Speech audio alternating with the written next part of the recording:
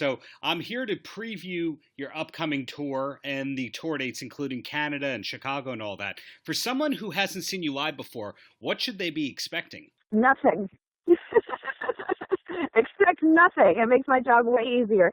And in all honesty, it's even I don't know what's going to happen when I go up there because it's so largely depends on the audience that I've done shows with so many different outcomes because I don't have it's not a real stand-up comedy set. Like I'm not a stand-up comedian. I don't write jokes. I don't have like rehearsed material.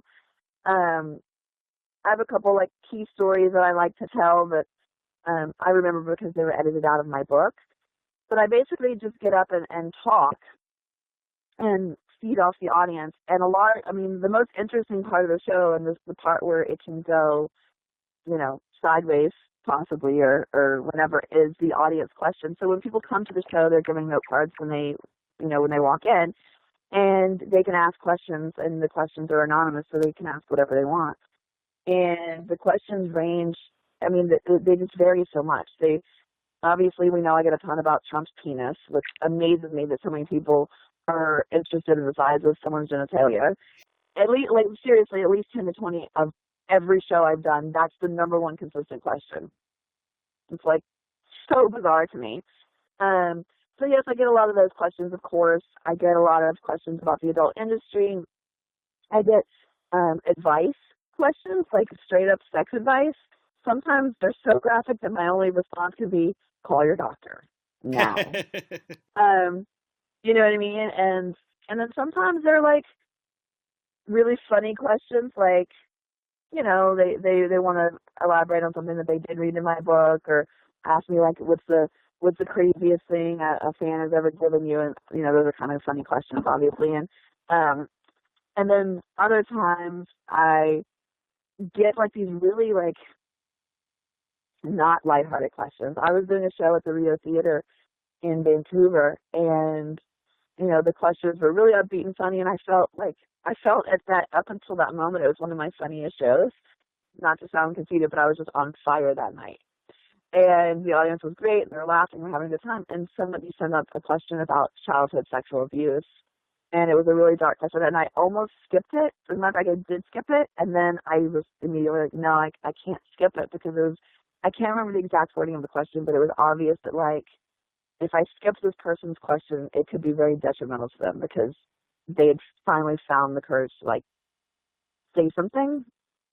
And so I went back to it, and I took a brief, and I kind of processed the audience. Okay, this is going to go a little different than these other questions. And, I asked the question, and it was anonymous, but then the guy spoke up from the crowd, and I couldn't hear him, and he wanted to know if he could come up and talk to me, and I leaned over the stage, and he whispered in my ear, and I spoke to him for a second, and he started crying, and the whole audience started clapping. It went a completely different, I can't even describe where this went, you know what I mean? And I don't know, it just felt really good, and then sometimes I go to a show, and I think it's going to be really great and supportive and whatnot, and somebody wants to be an asshole in the crowd, and basically I have to go live Twitter on him. Sure. So the answer to your question is, what should someone expect? Anything, nothing, and everything. Right. Now, you seem like a people person, and now that you're getting all the stage time and that you're showing that you do have humor chops to you, do you actually have aspirations to become a proper comic or even a talk show host of some sort? I think I would be a great comic, only because I'm terrible at remembering stuff. I would mess up my jokes trying too hard to remember what they are.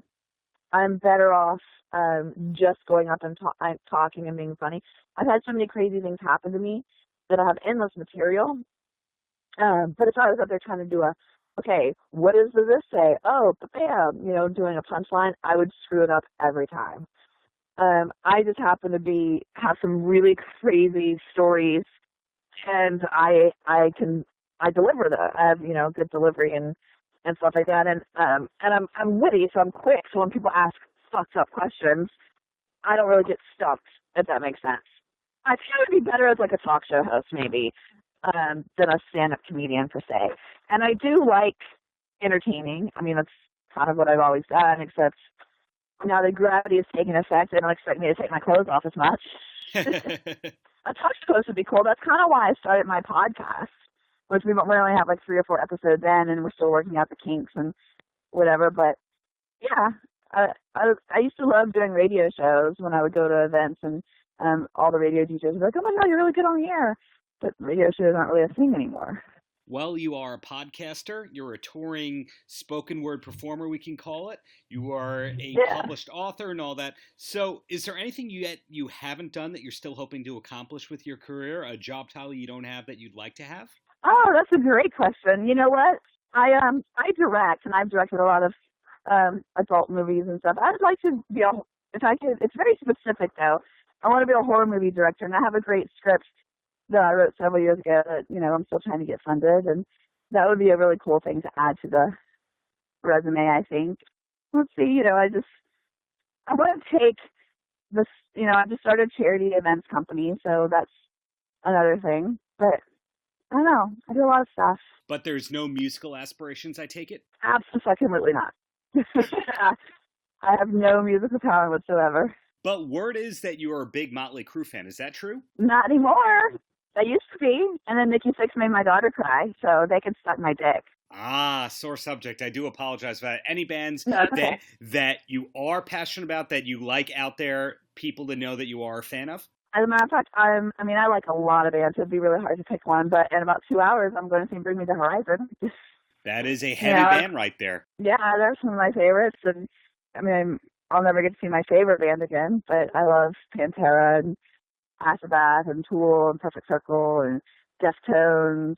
I go to shows all the time. Interesting. And then are you also a sports fan? Not really, no. So the interests primarily go to horror, comedy, music, and entertainment in general, right? Yeah, I think so. And I ride horses. I guess that's my sport. I do 3-day eventing. Interesting. Have you been doing that since childhood? Yeah, I started riding when I was 11. I took a long break right after high school because it was so expensive. But I currently own horses and compete, and I love it. It's, probably the most expensive and dangerous sport out there, but definitely the least thankful because it doesn't matter how hard you work on it, how perfect you are, your horse might have a different opinion that day. Right. So we've gone over this a little bit, but in general, is there anything that you wish more people knew about you? Let's see. I guess maybe that, actually, I wish people would read the book and realize that my career was going just fine, and that I didn't break the NDA that Michael Cohen did, and they tried to bully me into lying, and that's the only reason that I came forward, and everybody pretty much has the story wrong.